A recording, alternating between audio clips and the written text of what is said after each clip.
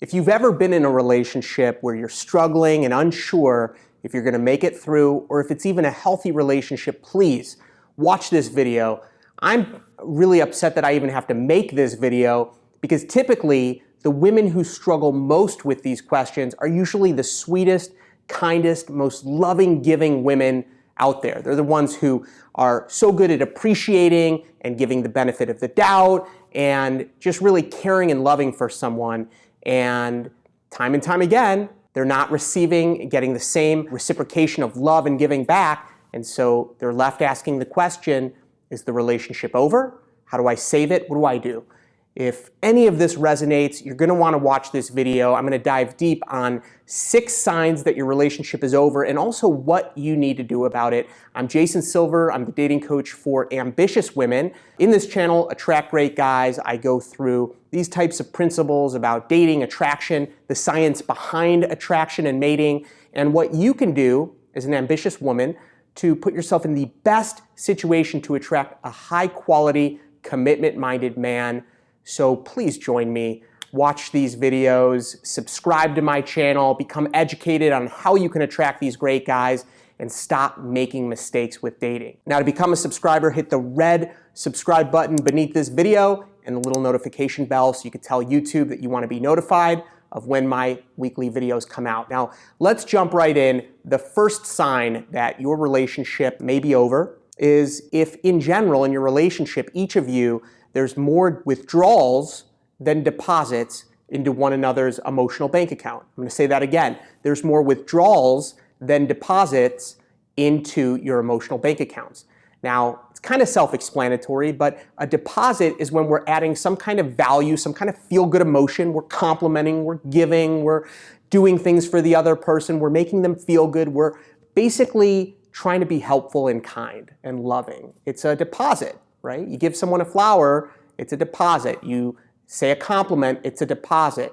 You ask for money, literally, it's a withdrawal. You ask for favors, it's a withdrawal. You criticize someone, it's a withdrawal. It's about adding value versus taking value. Now, sometimes withdrawals are good things. If you ask for a favor from someone that you care about, it's a little bit of dependence, a little bit of connectedness. You're asking for something that's healthy, that's normal. However, you need to balance withdrawals with deposits. And typically, I believe it was Dr. John Gottman did studies, and he said that 5 deposits for every 1 withdrawal is the minimum for a healthy, loving relationship. So if you're doing way more withdrawals back and forth instead of deposits, it's a good sign that something is not working, and it could be the end of your relationship.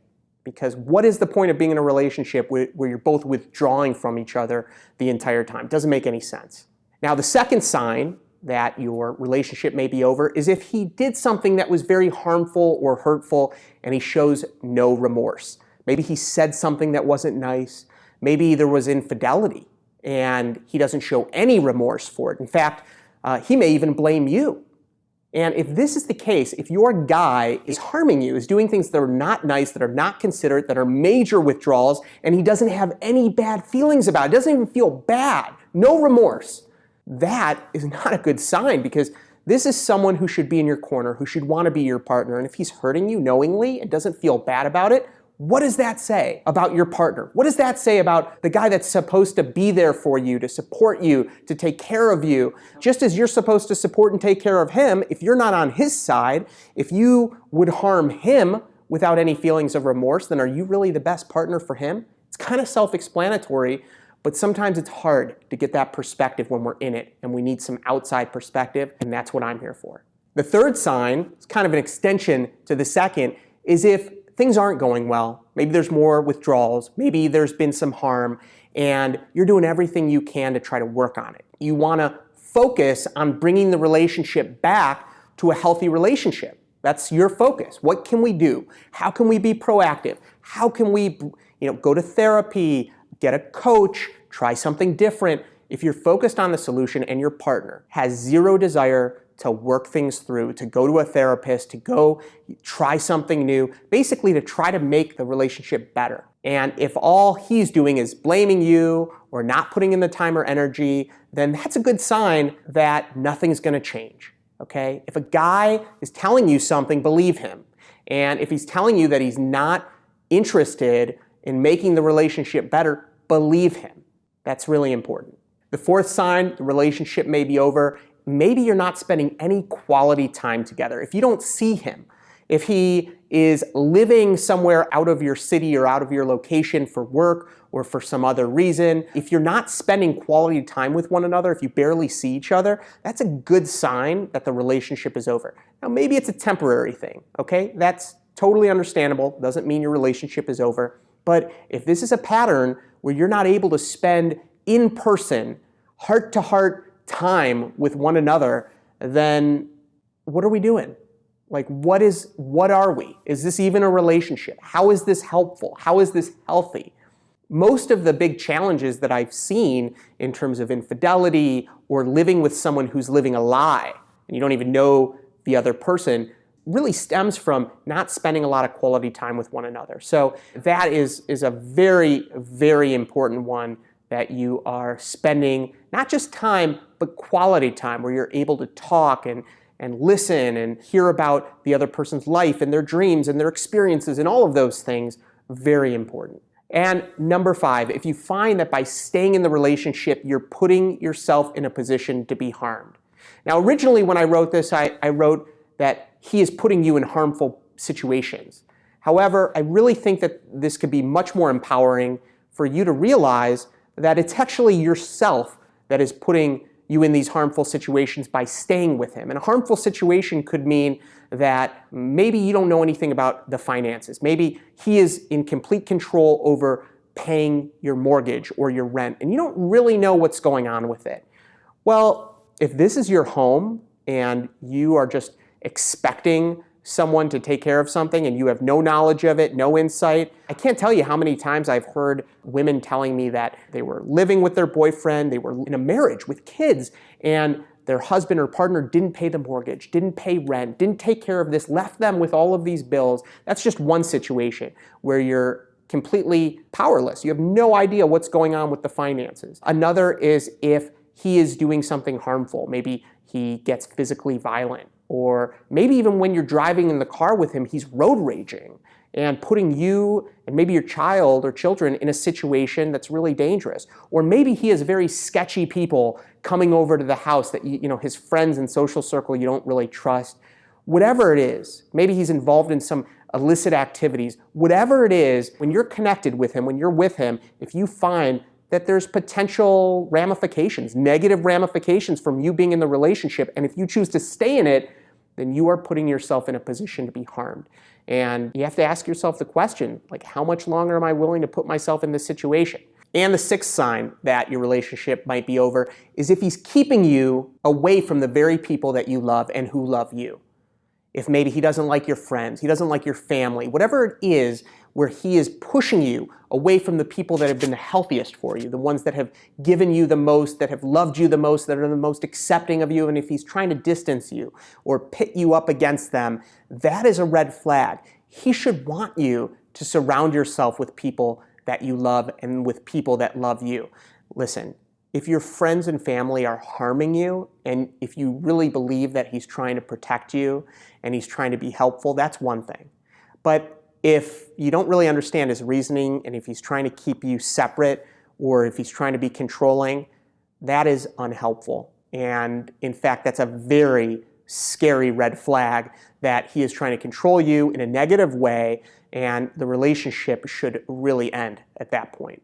Now, this final part is so important for you to understand. This is really, really key. And I also go very deep into building a healthy, happy relationship and how to get to that point, even if you're not in it right now, in my 4-part video training, totally free. Link is in the description. Click it and get access. You're going to want to watch that training. But this is why it's so important for you to actually end it or draw a boundary and have a high standard.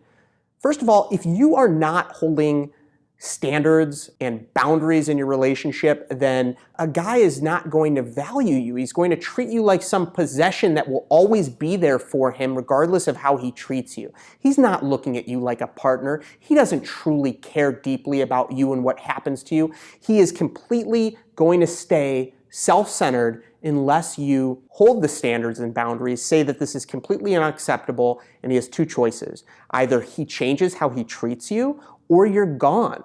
And that is it. That's the end of the game, okay? There's no in between. There's no you lowering your standards and him treating you less than you deserve to be treated. That is not a good solution.